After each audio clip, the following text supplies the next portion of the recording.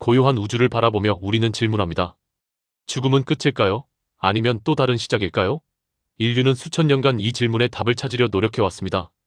종교는 영혼의 불멸을, 철학은 존재의 의미를, 그리고 과학은 물질의 본질을 탐구해왔죠. 하지만 현대 과학자들이 제시하는 죽음에 대한 관점은 우리가 생각했던 것과 사뭇 다릅니다.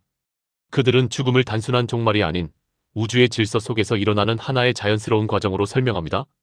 마치 강물이 바다로 흘러가는 것처럼 죽음 역시 거대한 흐름의 일부라고 말하죠. 천체 물리학자들은 우주의 138억 년 역사 속에서 생명이 등장한 것은 비교적 최근의 일이라고 합니다.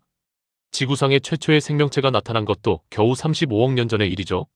그렇다면 그 이전까지는 온 우주가 죽어 있었다는 뜻일까요? 아니면 우리가 죽음이라고 부르는 상태가 사실은 우주의 기본 상태일까요? 이 질문들에 답하기 위해서는 먼저 우리가 살고 있는 이 세상을 다시 한번 자세히 들여다봐야 합니다.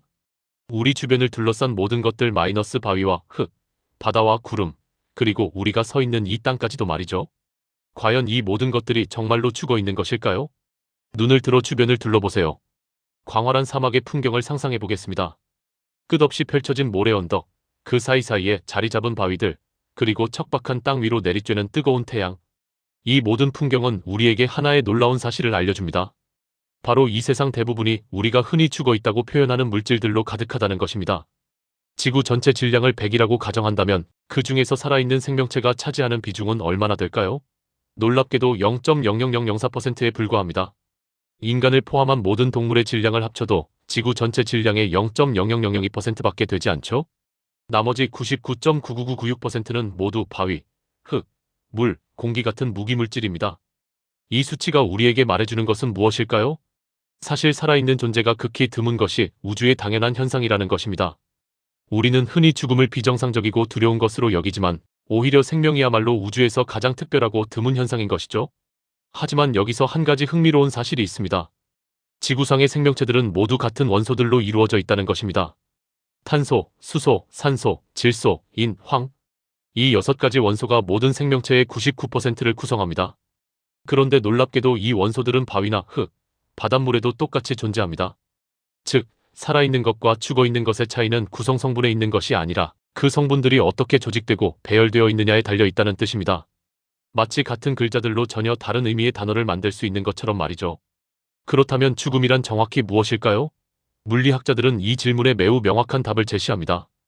죽음은 생명의 기능이 멈추는 순간이지만 결코 물질의 소멸을 의미하지는 않는다는 것입니다. 우리 몸을 구성하는 세포들을 현미경으로 들여다보면 수많은 화학 반응이 끊임없이 일어나고 있는 것을 볼 수 있습니다.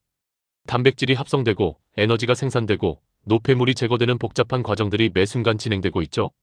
생명이란 바로 이런 화학적 과정들이 질서 있게 조화를 이루며 돌아가는 상태를 말합니다. 죽음은 이러한 화학적 과정들이 중단되는 순간입니다. 심장이 멈추고 뇌 활동이 정지하고 세포들이 더 이상 에너지를 생산하지 못하게 되는 것이죠. 하지만 이 순간에도 우리 몸을 구성하던 원자들과 분자들은 여전히 그 자리에 존재합니다. 단지 그들이 이루고 있던 질서가 해체될 뿐입니다. 물리학의 기본 법칙인 질량 보존의 법칙에 따르면 물질은 결코 생성되거나 소멸되지 않고 다만 형태만 바뀔 뿐입니다. 우리가 음식을 먹으면 그 물질들이 우리 몸의 일부가 되고 우리가 숨을 내쉴 때는 이산화탄소의 형태로 다시 공기 중으로 돌아갑니다. 죽음도 마찬가지입니다. 우리 몸을 이루던 원자들이 다른 형태로 변환되는 과정일 뿐입니다. 더 놀라운 사실은 우리 몸의 원자들이 이미 살아있는 동안에도 끊임없이 교체되고 있다는 것입니다. 과학자들의 연구에 따르면 우리 몸의 원자들은 평균 7년마다 완전히 바뀝니다. 즉, 7년 전의 당신과 지금의 당신은 물리적으로는 완전히 다른 물질로 이루어져 있다는 뜻이죠. 우리 몸을 이루던 원자들은 죽음 이후 어떤 여행을 시작할까요? 이 질문에 답하기 위해서는 자연계의 거대한 순환 시스템을 이해해야 합니다. 죽음은 끝이 아니라 이 순환의 새로운 시작점에 불과합니다. 시신이 땅에 묻히면 우리 몸을 구성했던 유기물들이 미생물에 의해 분해됩니다. 단백질은 아미노산으로, 탄수화물은 단당류로, 지방은 지방산으로 쪼개지죠. 이 과정에서 방출되는 탄소는 이산화탄소가 되어 대기 중으로 방출되고 질소는 암모니아를 거쳐 질산염으로 변환되어 토양에 남습니다. 이렇게 토양으로 돌아간 원소들은 식물의 뿌리에 흡수됩니다. 식물들은 이 영양분을 이용해 광합성을 하고 새로운 잎과 줄기, 열매를 만들어냅니다. 우리가 한때 소유했던 원자들이 이제는 싱그러운 새잎의 일부가 되는 것이죠. 그 식물을 동물이 먹으면 우리의 원자들은 다시 동물의 몸속으로 들어갑니다. 소의 근육이 되기도 하고 새의 깃털이 되기도 하고 물고기의 비늘이 되기도 하죠. 이렇게 먹이사슬을 따라 이동하면서 우리의 원자들은 수많은 생명체의 일부가 되어 새로운 삶을 살아갑니다. 물론 모든 원자가 다른 생명체로 이동하는 것은 아닙니다. 일부는 바다로 흘러가 바닷물의 일부가 되고, 일부는 증발하여 구름이 된 후 비가 되어 다시 땅으로 돌아옵니다. 또 다른 일부는 지하수가 되어 오랜 시간 땅속에 머물기도 하죠. 가장 흥미로운 것은 대기 중의 원자들입니다. 우리가 마지막으로 내쉰 숨의 일부가 바람을 타고 전 세계로 퍼져나갑니다. 몇 달 후에는 지구 반대편에서도 그 원자들을 발견할 수 있죠. 그리고 언젠가는 사랑하는 사람이 숨을 들이쉴 때 그 공기 속에 우리의 원자들이 포함되어 있을지도 모릅니다. 이런 과학적 사실들이 우리에게 주는 위안은 무엇일까요? 바로 사랑하는 사람이 죽음 이후에도 우리 곁에 머무른다는 것입니다. 물론 그들의 의식이나 기억, 인격이 남아있다는 뜻은 아닙니다. 하지만 그들을 구성했던 물질적 존재는 여전히 우리 주변 어딘가에 있다는 것이죠. 천체 물리학자 닐 디그레스 타이스는 이를 아름다운 표현으로 설명했습니다. 우리는 모두 별먼지로 만들어졌고 죽음 후에도 다시 별먼지로 돌아간다고 말이죠. 이는 단순한 시적 표현이 아니라 과학적 사실입니다. 어머니가 돌아가신 후 그녀의 몸을 구성했던 탄소 원자들은 식물로 흡수되어 꽃이 됩니다. 우리가 그 꽃의 향기를 맡을 때 실제로 어머니의 일부였던 분자들이 우리 코의 후각세포에 닿는 것입니다. 아버지의 원자들은 나무의 일부가 되어 그늘을 만들어주고 바람에 흔들리는 나뭇잎 소리로 우리에게 말을 걸어올지도 모릅니다. 더 직접적인 예도 있습니다. 과학자들의 계산에 따르면 우리가 숨쉬는 공기 중에는 평균적으로 약 15개 정도의 분자가 포함되어 있는데 이 분자들은 역사상 실존했던 어떤 사람의 마지막 숨에서 나온 것들입니다. 셰익스피어가 마지막으로 내쉰 숨의 분자들을, 레오나르도 다빈치가 임종 직전에 내뱉은 공기의 일부를 우리가 지금 이 순간에도 들이마시고 있을 가능성이 충분히 있다는 뜻입니다. 이것이 과학이 우리에게 주는 위안입니다. 사랑하는 사람들이 우리를 완전히 떠나는 것이 아니라 다른 형태로 우리 곁에 머물러 있다는 것입니다. 우리가 마시는 물 한 모금에, 우리가 흡입하는 공기 한 모금에, 우리 발밑에 흙 한 줌에 그들의 존재가 녹아 있습니다.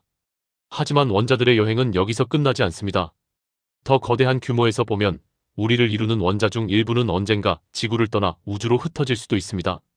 이는 수억, 수십억 년이 걸릴 수도 있는 아주 긴 여행이지만 우주적 관점에서 보면 충분히 일어날 수 있는 일입니다. 지구의 대기는 끊임없이 우주 공간으로 조금씩 새어나가고 있습니다. 특히 수소와 헬륨 같은 가벼운 원소들이 대기의 상층부에서 우주로 탈출하고 있죠. 물론 이는 매우 느린 과정이지만 수십억 년의 시간이 흐르면 상당한 양의 대기가 우주로 사라질 것입니다. 더 극적인 시나리오도 있습니다. 약 50억 년 후 우리 태양은 적색거성 단계를 거쳐 백색외성이 될 것입니다. 이 과정에서 태양의 외층부가 우주로 방출되면서 지구도 큰 영향을 받을 것입니다. 지구의 대기와 바다가 증발하고 심지어 지각의 일부도 우주 공간으로 날아갈 수도 있죠. 이렇게 우주로 흩어진 원자들은 또 다른 여행을 시작합니다. 우주 공간을 떠돌다가 다른 별의 중력에 끌려 들어가기도 하고 성간물질과 합쳐져서 새로운 별을 만드는 재료가 되기도 합니다. 우리 몸의 일부였던 탄소 원자가 수십억 년 후에는 먼 은하의 어떤 별 내부에서 핵융합 반응에 참여하고 있을지도 모릅니다. 실제로 우리 몸을 구성하는 무거운 원소들은 모두 별의 내부에서 만들어진 것들입니다. 우리 뼈를 구성하는 칼슘, 우리 피의 철분, 우리 DNA의 인 등은 모두 수십억 년 전에 어떤 별이 폭발하면서 우주로 흩어진 것들이 지구에 모여 만들어진 것이죠. 그렇다면 죽음 후에 우리의 원자들이 다시 별로 돌아가는 것은 어쩌면 당연한 일인지도 모릅니다. 별에서 왔다가 별로 돌아가는 거대한 우주적 순환의 일부인 것입니다. 이러한 과학적 관점이 죽음에 대한 우리의 인식을 어떻게 바꿔놓을까요? 무엇보다도 죽음을 두려움의 대상으로만 볼 필요가 없다는 깨달음을 줍니다. 죽음은 소멸이 아니라 변환이며 끝이 아니라 새로운 시작이라는 것을 알 수 있습니다. 더 중요한 것은 살아있는 순간 자체가 얼마나 특별하고 소중한 것인지를 깨닫게 해준다는 점입니다. 우주 전체에서 생명체가 차지하는 비중이 0.00004%에 불과하다는 사실을 생각해보세요. 우리가 지금 이 순간 살아서 숨쉬고 생각하고 사랑할 수 있다는 것은 정말로 우주적 확률로 봤을 때 기적과 같은 일입니다. 게다가 우리 몸의 원자들은 이미 수십억 년의 여행을 해온 것들입니다.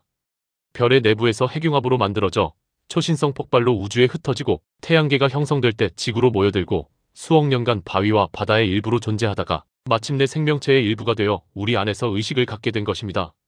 이렇게 생각하면 우리는 단순히 개별적인 존재가 아니라 우주 전체와 연결된 존재라는 것을 알 수 있습니다. 우리 안의 모든 원자는 우주의 역사를 간직하고 있고 우리의 죽음 후에는 또 다른 형태로 그 역사를 이어나갈 것입니다. 이런 관점에서 보면 생과 사의 경계도 그렇게 뚜렷하지 않게 느껴집니다. 우리는 태어나기 전에도 존재했고 다른 형태로, 죽은 후에도 계속 존재할 것입니다. 역시 다른 형태로. 의식을 갖고 살아있는 지금 이 순간은 그 긴 여행 중에 아주 특별한 한 장면인 것이죠. 그래서 과학자들은 죽음을 고향으로 돌아가는 것이라고 표현하기도 합니다. 우리가 왔던 곳, 즉 우주로 돌아가는 것이라는 뜻입니다. 결론적으로 과학이 우리에게 알려주는 죽음의 의미는 이것입니다. 죽음은 소멸이 아니라 변환입니다. 우리는 흙이 되고 물이 되고 공기가 되며 언젠가는 별이 될 수도 있습니다. 그리고 그 어떤 형태로든 사랑하는 사람 곁에 머무르게 됩니다. 이것은 단순한 위안의 말이 아닙니다.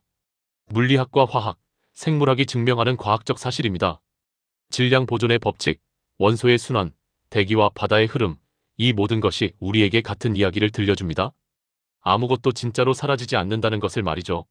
물론 우리가 그리워하는 것은 사랑하는 사람의 원자가 아니라 그들의 미소이고 목소리이고 따뜻한 품입니다. 원자의 순환이 그 상실감을 완전히 메워줄 수는 없죠. 하지만 적어도 이것만은 확실합니다. 그들이 우리를 완전히 떠나지 않았다는 것, 어떤 형태로든 우리 주변에 여전히 존재한다는 것 말입니다. 그리고 이 깨달음은 우리에게 삶을 바라보는 새로운 관점을 제공합니다. 우리는 모두 같은 원소로 이루어져 있고 결국 같은 곳으로 돌아갈 운명입니다. 인종이나 국적, 종교나 이념의 차이는 원자 단위에서 보면 아무 의미가 없습니다. 우리는 모두 별먼지로 만들어진 형제자매인 것입니다. 죽음을 앞둔 사람에게 이 사실은 평안함을 줄 수 있습니다. 자신이 완전히 사라지는 것이 아니라 우주적 순환의 일부로 계속될 것이라는 믿음을 가질 수 있죠. 그리고 사랑하는 사람을 떠나보내는 이들에게는 그들이 여전히 우리 곁에 있다는 위안을 줄 수 있습니다. 밤하늘의 별빛을 바라보며 이런 생각을 해보세요. 저 멀리 빛나는 별들도 언젠가는 생을 마감하고 우주에 자신을 흩어놓을 것입니다. 그 별먼지가 새로운 별을 만들고 새로운 행성을 만들고 어쩌면 새로운 생명을 탄생시킬지도 모릅니다. 죽음과 탄생이 끊임없이 순환하는 우주의 장엄한 교향곡 속에서 우리도 하나의 아름다운 선율을 연주하고 있는 것입니다. 준비한 이야기는 여기까지입니다. 시청해주셔서 감사합니다.